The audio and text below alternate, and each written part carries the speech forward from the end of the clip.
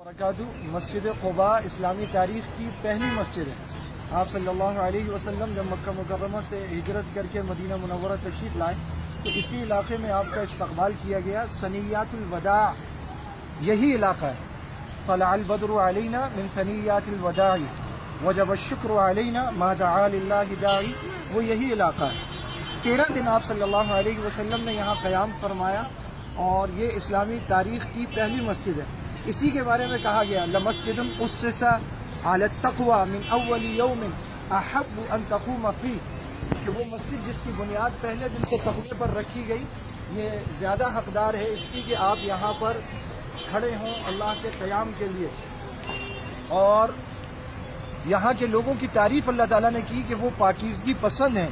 فیہ رجال یحبون ان یتطہروا واللہ یحب المطہرین، اور اسی سے قریب ہی مسجد جمعہ ہے جہاں تاریخ اسلامی کا پہلا جمعہ آپ صلی اللہ علیہ وسلم نے خود ادا فرمایا۔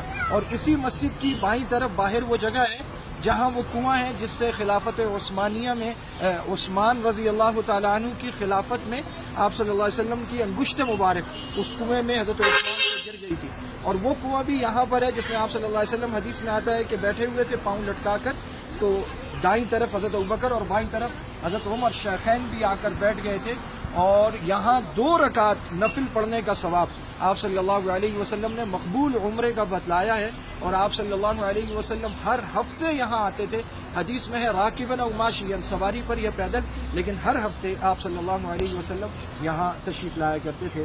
اللہ تعالی ہمیں بھی اور سب کو یہاں لائیں اور ہم یہاں 2 رکعت نفل پڑھیں اور مقبول عمرے کا ثواب حاصل کریں۔